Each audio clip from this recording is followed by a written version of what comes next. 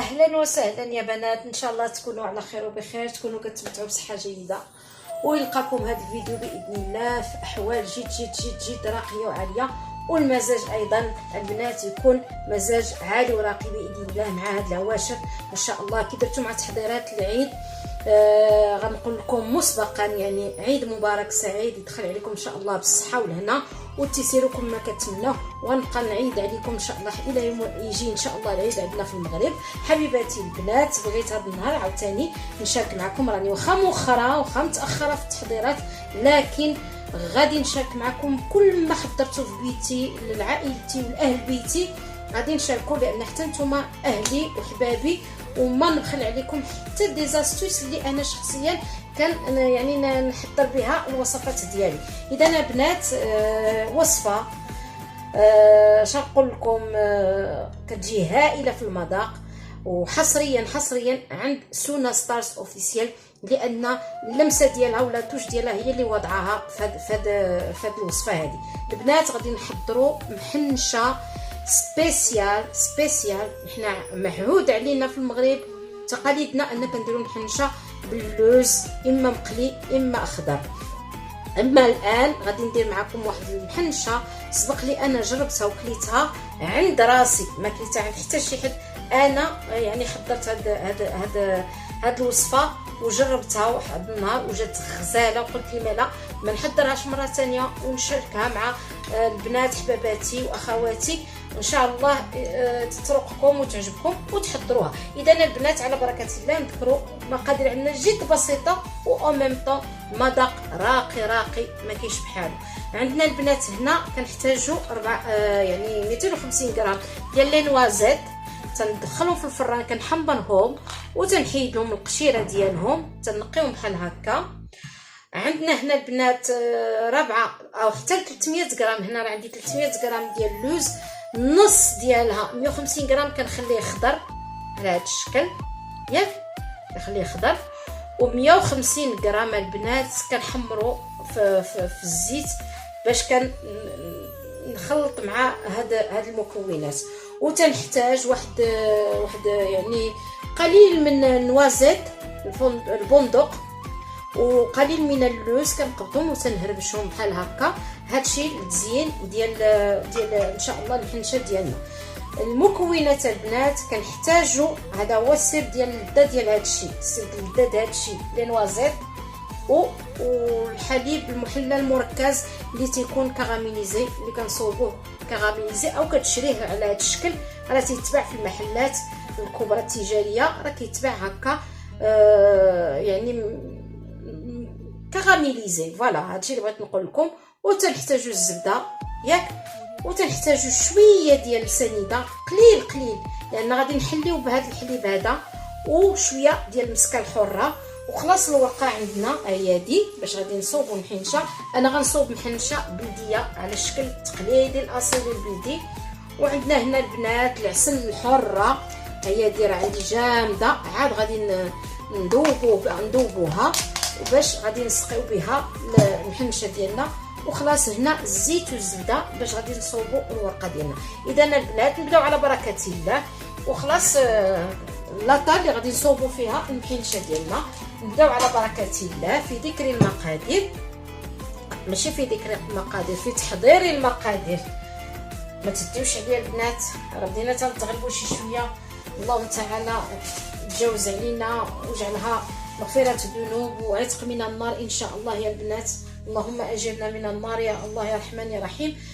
قلت لكم البنات اول شيء غادي ندير غنخلط هنا العناصر ياك اللي غادي نخلط هذا السكر.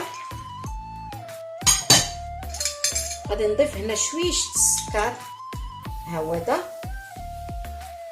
وغادي نضيف هنا البنات هذا المحلى هو اللي غادي نضيفه، وعاد غادي نعقد كل شيء وندوز كل شيء في الطاحونه ان شاء الله كهربائيه.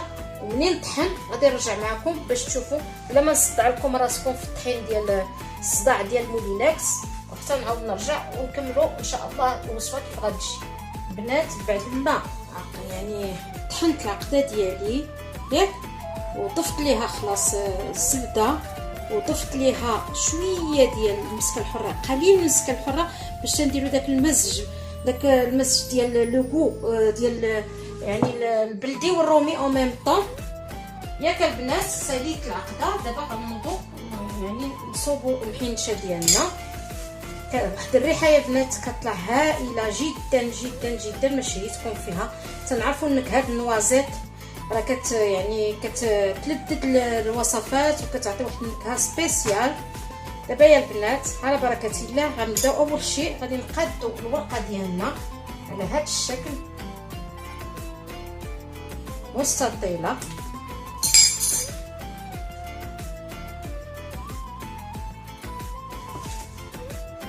نمشيو على هاد الشكل، نقادو الورقه ديالنا مستطيله، نقادوها حتى من الجناب. نحيد هادي، غادي نخدمو نيت على هاد سطح العمل لان غادي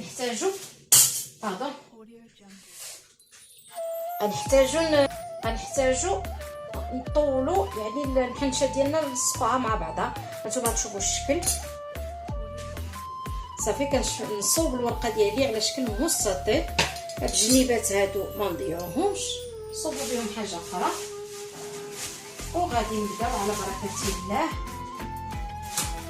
نشكلوا الحنشات ديالنا. اول شيء البنات غادي نحط الوجه يعني اللي كيكون حرش هو اللي تنوضعو الداخل، والشكل يعني والشكل اللي هو رطب هو اللي تنديروه يعني من التحت ديال الوصفه ديالنا المحنشه.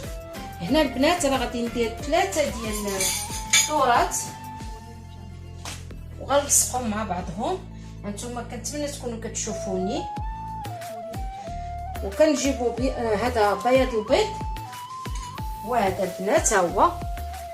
غادي نبدا نلصق يعني ورقه حدا وحده، ورقه حدا وحده باش كومسا انا تنديرها طيه وحده. وغادي نجيب هذه البنات ونوضعها عليها بهذا الشكل. هادي اللي غتلصق عليها. وغنجيب وحده اخرى الورقه الثالثه وغادي نديرها نغطيو هادي باش ما تشدناش. وغندير عاوتاني الورقه الاخرى في هذا الجنب هذا. كنحاول بما امكن انني نلاصق الورقه حدا اختها كومسا باش كتعطيني الطول تنشكل يعني سميتو ديالنا بالشكل اللي بغينا. اذا نبداو على بركه الله. هنا غادي نجيب باش ندهن يعني الورقه ديالي الزيت والزبده اللي كنكونوا مذوبينها. بسم الله على بركه الله باش كتعطينا الطول وكتجي مقرمشه كما ينبغي. هانتوما البنات عطيوها الزبده والزيت ما تخافوش.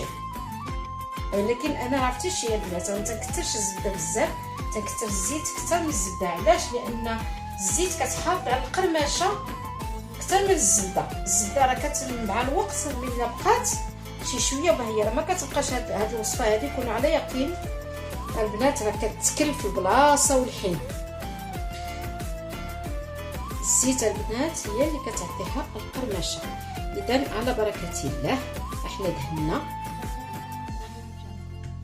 دهنا الورقه ديالنا وغنبداو دابا نوضعوا بسم الله على بركه الله يعني المحنشه ديالنا. غنحاولوا نديروا دي بودان متقادين يعني ما نديروهمش ما غلاض ما رقاق باش المحنشه كتجي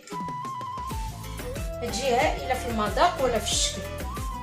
ما ديروهاش غليظه وما ديروهاش رقيقه. وتنبقاو لاصقو مع بعضهم هكا. لي بودان كنبقاو لاصقوهم حتى كنكملوا هذا. انا ما تنديرش الطرف على الظرف، تنديرها في خطره وتنطويها في خطر تنلويها في خطر.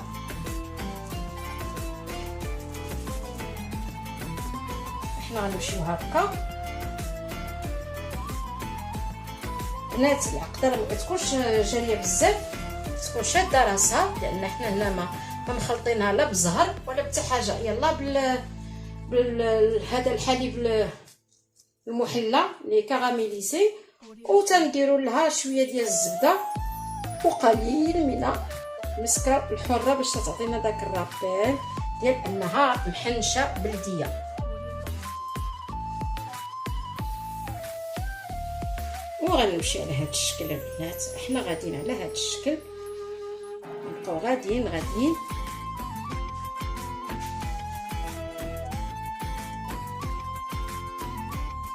حتى نكملوا الورقه ديالنا اللي مصوبينها بالزبده. اذا بسم الله على بركه الله غنبدا نثني هنا البنات، انا غادي نبدا نثني، انا كنثني وانا او ميم طون هانتوما نجيب الثنيه الاولى الثانيه الثانيه وانا كنجمع الورقه، ها هي دي او ميم طون راني غادي نبدا ندهن شويه الورقه ديالي باش تعطيني الطوع باش ما تقطعش معايا. احنا غاديين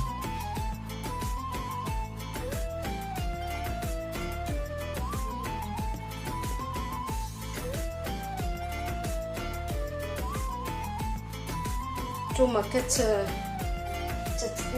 او ميم طون تدهنوا، نتوما كتثنيو ونتوما كدهنوا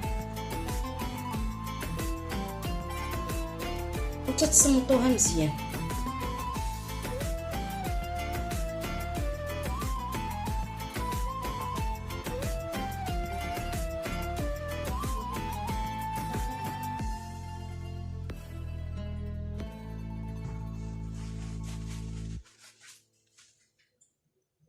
بنات حبيت نقول لكم واحد الحاجه، الكسكسو ولا محمصه، اش نقول لكم، الورقه ملي جيت نطويها ما عطاتنيش الطوع البنات نهائيا، لان كانت عندي في الكونجيلاتور نظرا لضيق الوقت كنت شريتها، ويعني السيده صوباتها لي وحشيتها في الكونجيلاتور وانا طوندون لقاو قيت باش نشارك معكم هذه الوصفه، لكن دارتها بيا الورقه.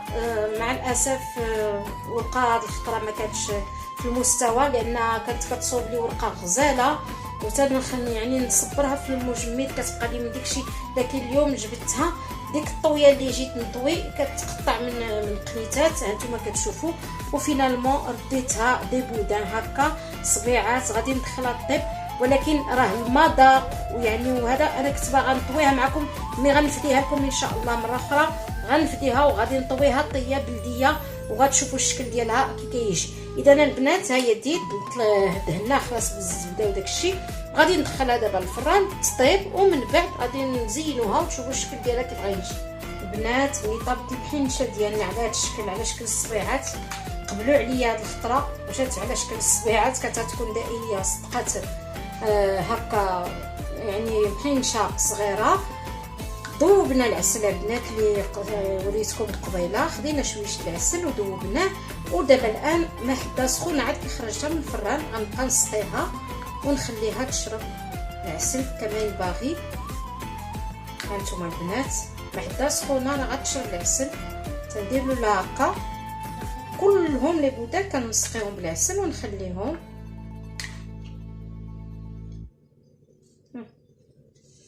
نحوي ديك العسيله، تندير هنا قيمه كاس ديال العسل ونخليها في هاد العسيله حتى تشرب مزيان، وعاد غادي يعني نقطعها وغادي نصوبها من بعد، نخليها واحد شويه بين ما شربات العسل عاد نزينوها. بنات رجعت لكم من دور جديد باش تشوفوا الشكل النهائي ديال المحنشه ديالنا كيف جات.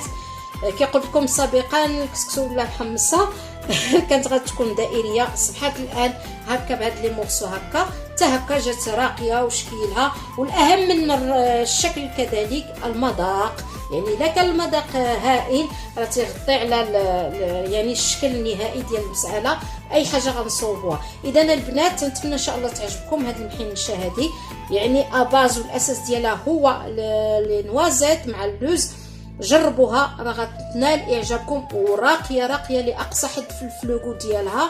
يعني توضعوها في الاعياد، توضعوها لضيافكم وانتوما بالراس مرفوع ومحمره لكم الوجه باذن الله. وعيد مبارك سعيد ان شاء الله، ونتلاقاو عاوتاني في فيديو اخر، في وصفه اخرى، فلوق اخر. ما عرفناش ربي شنو غادي يجيب كافكار من هنا لقدام. وعيد سعيد والله يخليكم على خير. وسونا ستارز اللي كتحبكم وكتمنى لكم دائما وابدا انكم تكونوا في مزاج عالي وراقي. الا عجبكم الفيديو ما تنساونيش من لي جيم ولي لايك والبارطاج البنات. الله يجازيكم بخير كوم صا باش نتوما كتستافدوا، وانا عاوتاني كنت تنطلع بكم وتنتدعم بكم. وشكرا لكم، والسلام عليكم ورحمه الله تعالى وبركاته.